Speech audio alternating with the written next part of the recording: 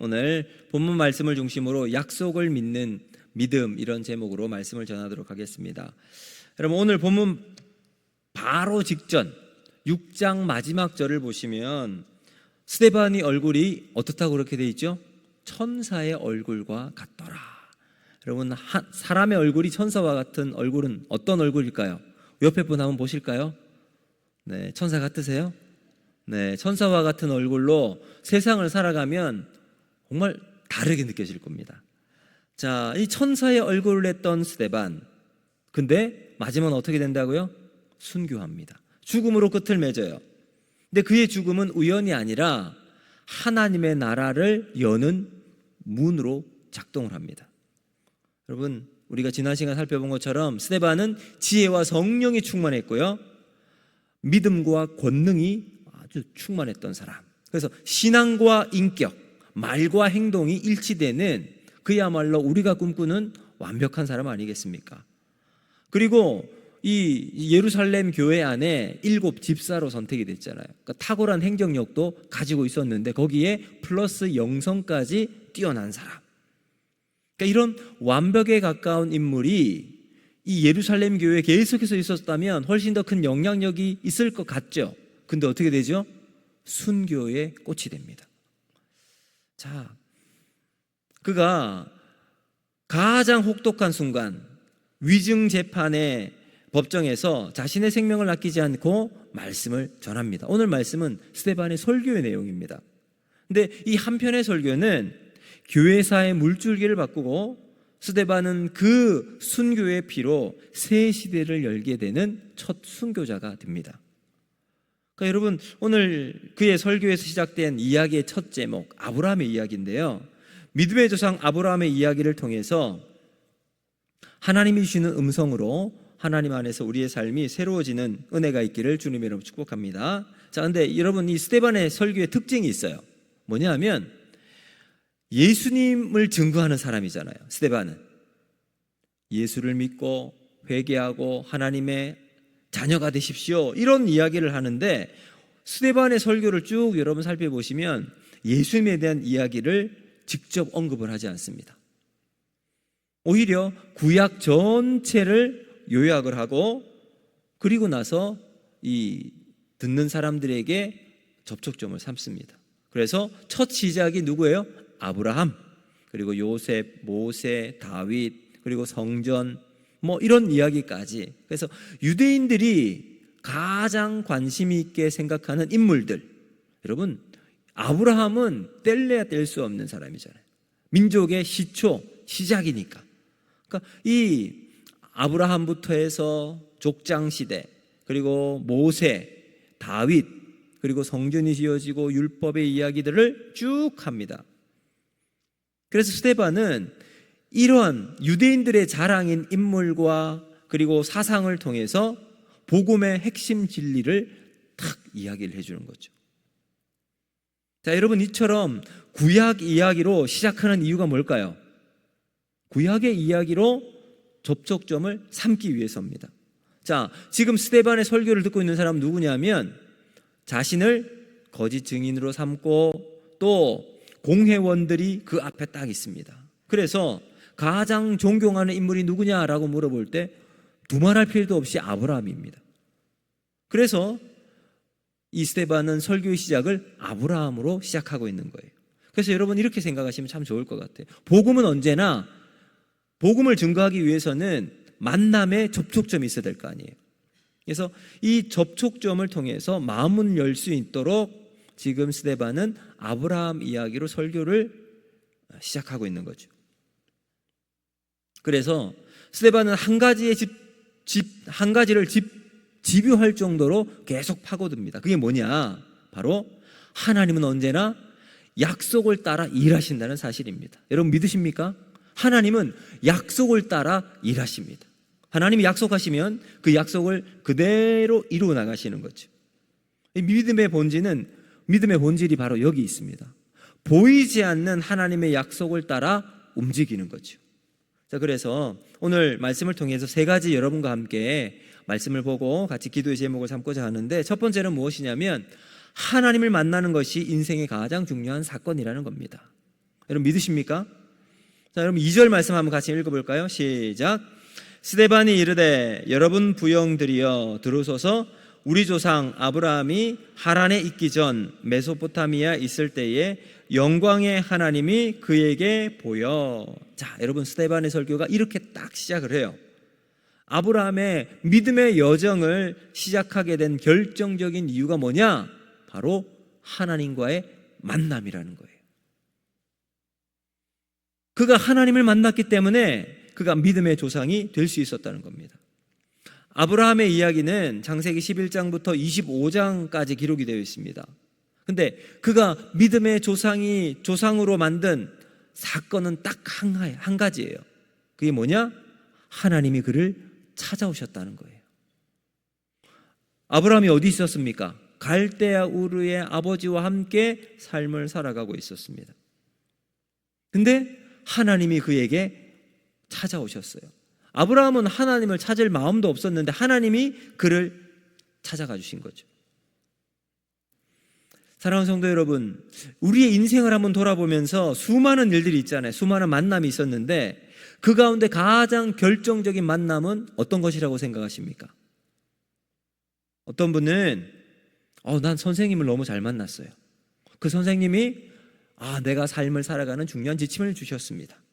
때로는 내 인생의 멘토가 있습니다. 그 멘토 덕분에 정말 어려운 순간 좋은 선택을 할 수 있었습니다.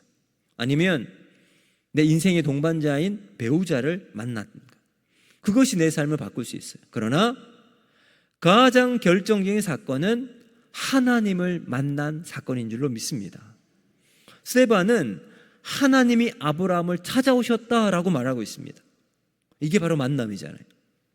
여러분 갈대아 우르는 그 당시에 이방 문화가 아주 번성했던 도시였습니다. 근데 여기는 단순히 지리적으로 갈대아 우르에 살았다라고 언급하는 것이 아니에요. 거기에 하나님이 찾아가셔서 아브라함의 만남을 하셨다는 거예요. 그러니까 여러분 지금 하나님은 어디든 우리를 만나 주시겠다는 거 아니에요. 특정한 장소나 환경의 제약을 받지 않으신 하나님, 그 하나님은 오늘 우리가 있는 그 자리 우리에게 말씀하시고 함께 하시는 하나님이신 줄로 믿습니다. 여러분 예수님도 수가성 여인을 찾아가 주셨잖아요. 찾아가서 그 여인을 만나 주십니다. 그래서 요한복음 4장 21절에 이렇게 이야기하십니다. 같이 한번 읽어보겠습니다. 시작.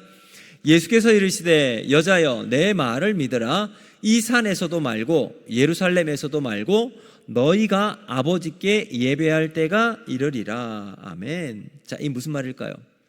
아니 우리 조상들이 얘기할 때는 당신들은 예루살렘에 있다고 우리는 사마리아에 있다고 하는데 어디서 우리가 하나님을 만납니까? 예수님 뭐라고 말씀하세요? 이 산에서도 말고 예루살렘에서도 말고 너희가 아버지께 예배할 때가 이르리라. 무슨 말일까요? 지금 이 순간 예수님과의 만남의 시간이 너에게 너무나도 소중한 시제가 아니라는 거죠. 그러니까 여러분 하나님은 어디에나 계신 무소부재하신 하나님이십니다. 여러분 그 하나님을 만나는 곳이 성지가 되는 거예요. 오늘 예배를 통해서 하나님을 만나면 이 자리가 하나님과의 거룩한 임재가 있는 만남이 있을 줄로 믿습니다. 여러분 가정에서 하나님을 만나십니까? 거기가 하나님의 임재의 장소가 될 것입니다. 아이들이 학교에서, 남편과 아내가 직장에서 하나님을 만날 수 있죠. 그 직장이 하나님의 임재가 임하는 곳입니다. 여러분 갈대아 우르 우상이 득실득실되는 그곳에 하나님께서 찾아가 주세요. 누구를 위해서? 아브라함을 위해서. 애굽에서는 요셉을 만나십니다. 시내산 광야에서 하나님 모세를 만나시죠.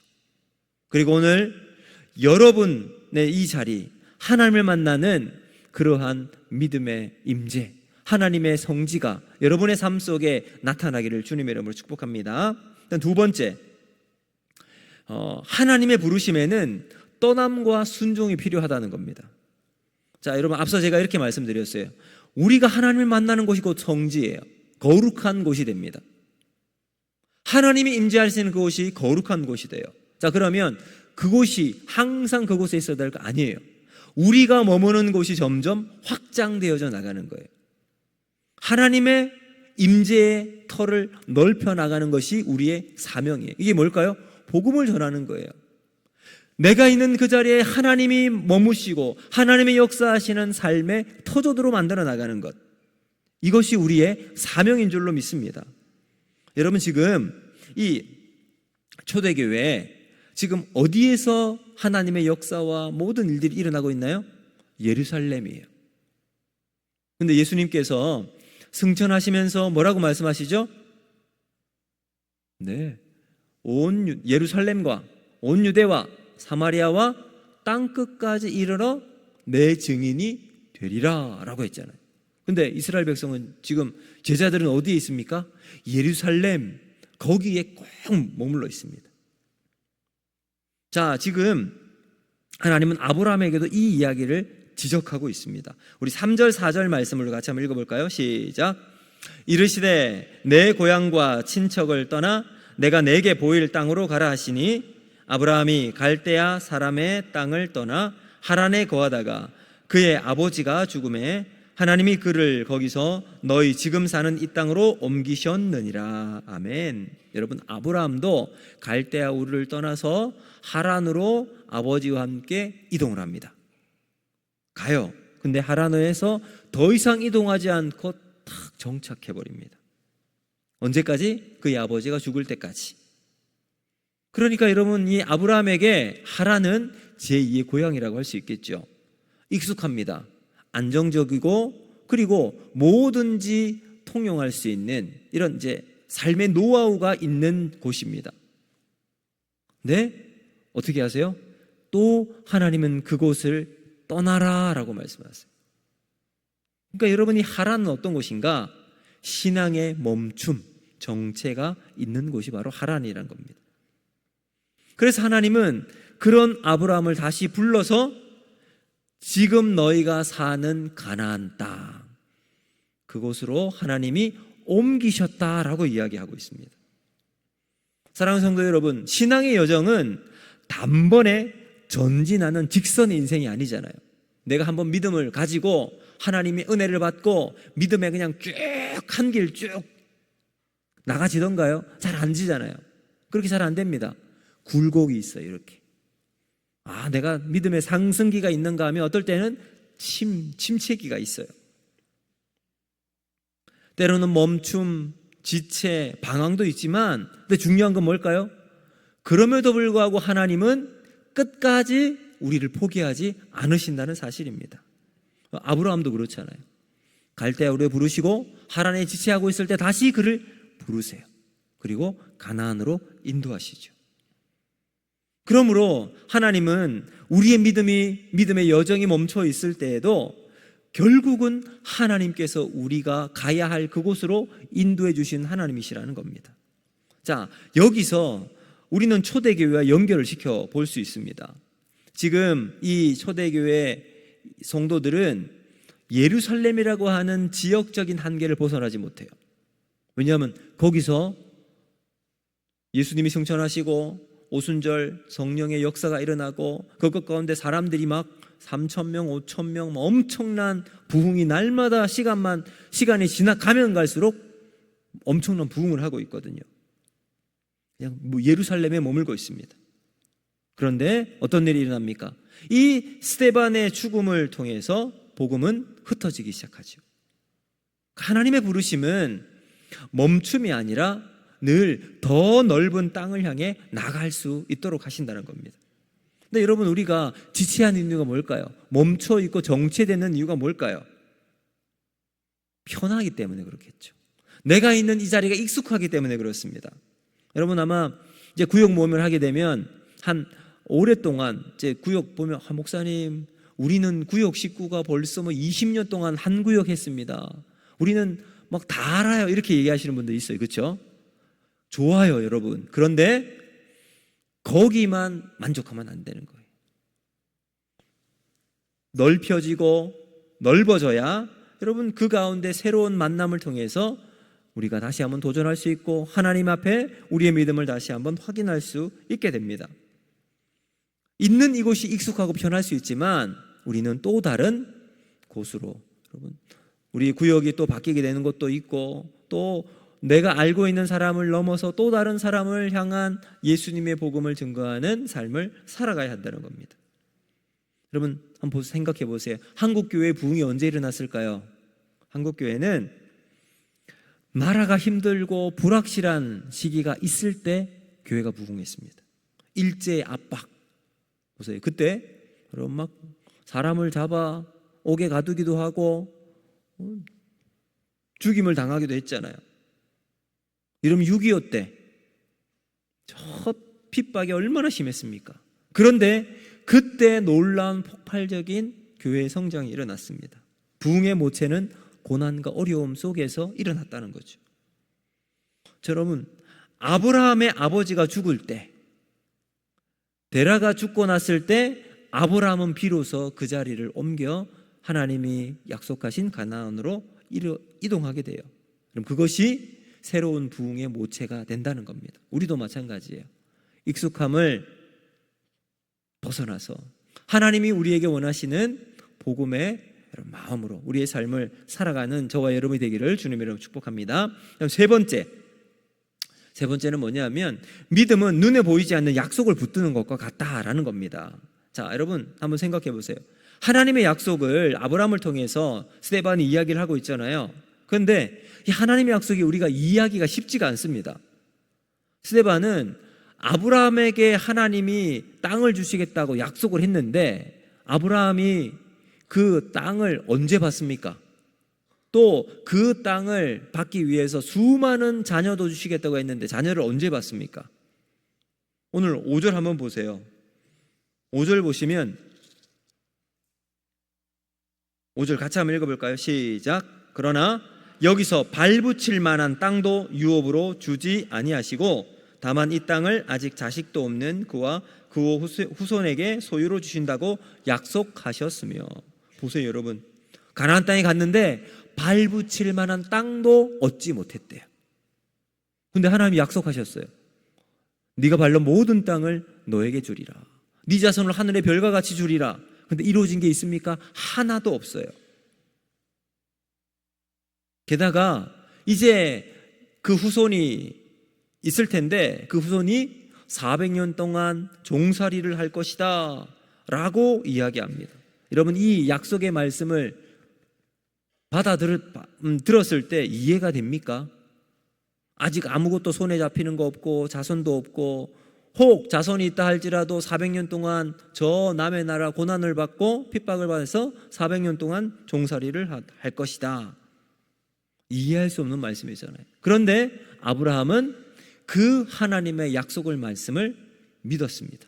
그러니까 믿음이란 뭘까요? 당장 내 눈에 보이지 않는 현실이 아니라 하나님의 약속의 말씀을 근거해서 살아가는 것입니다.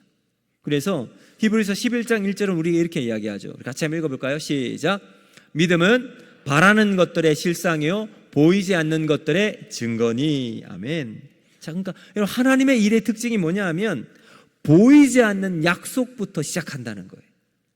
그러니까 여러분 한 발자국 딱 떼기가 쉽지 않아요. 왜냐하면 보이지 않으니까. 약속만 믿고 내 한 발자국 떼어서 움직이려고 하는 게 사실은 쉽지가 않잖아요. 근데 거기서부터 우리의 믿음이 시작된다는 거죠. 오늘 우리가 하나님 앞에 드리는 기도, 인내, 헌신, 봉사, 하나님의 약속을 따라 움직일 때 의미가 있게 되는 거죠. 우리가 보장되어 있고 눈앞에 보이는 거 기도하는 것, 그게 기도가 될까요? 아니죠.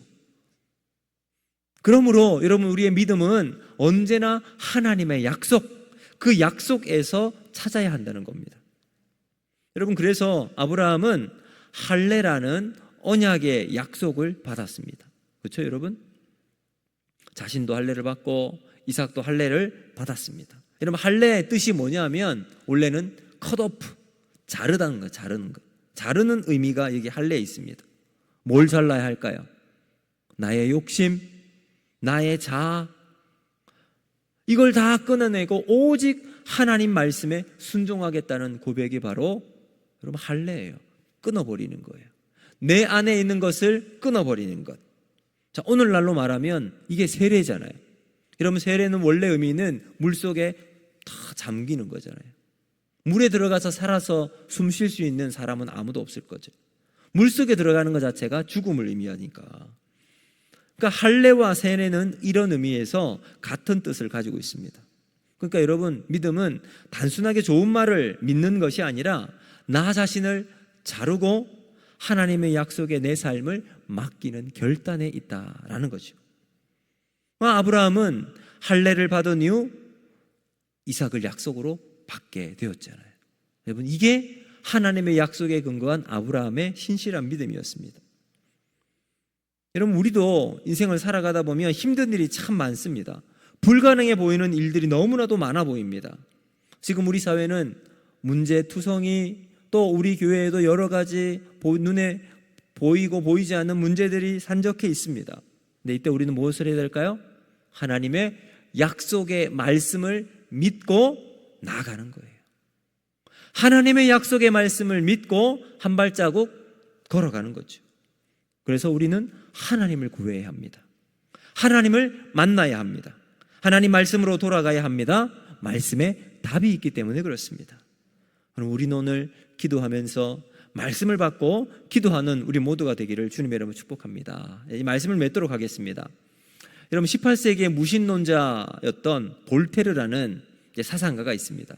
이 볼테르는 사람들 앞에 이렇게 호언장담을 합니다. 앞으로 100년 안에 성경은 사라질 것이다. 100년 안에 성경은 사라질 것이다.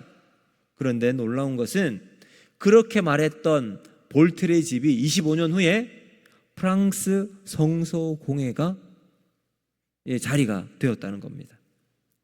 언젠가 이 볼테르가 영국으로 무신론 강의를 하기 위해서 이제 도보 해협을, 대서양의 도보 해협을 배를 타고 건너가고 있었어요. 근데 큰 바람이 불어서 배가 막 움직이는 거예요.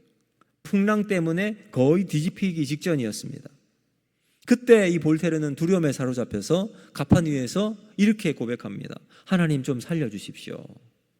근데 그 광경을 보고 있던 볼테르를 졸졸 따라다녔던 어떤 기자가 목격을 한 거예요. 다행히 배는 파손되지 않고 천신만고 끝에 도보를 도착을 합니다.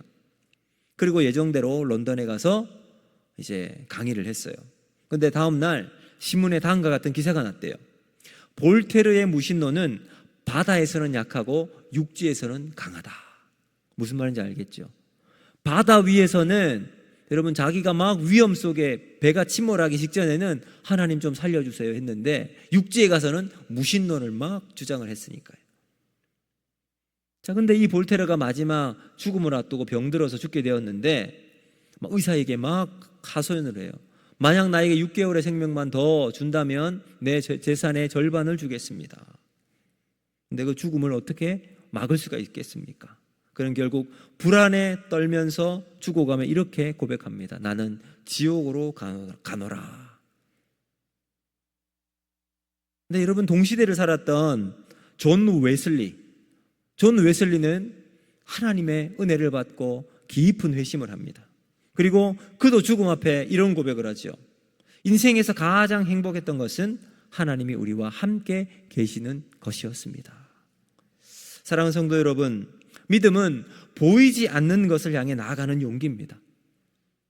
믿음은 불확실한 현실 가운데서도 하나님의 약속, 그 약속 하나 붙잡고 우리의 발걸음을 내딛는 거라는 거죠. 우리가 이 믿음을 있을 때 하란을 떠나서 가나안으로 이동할 수가 있습니다. 세상의 논리와 싸울 수도 있고요, 죽음을 넘어서 하나님의 영광을 볼 수도 있게 될 것입니다. 우리는 오늘 아브라함처럼 떠나는 용기, 기다릴 인내, 약속을 얻는 믿음을 가지고 우리가 살아가기를 주님의 이름으로 축복합니다.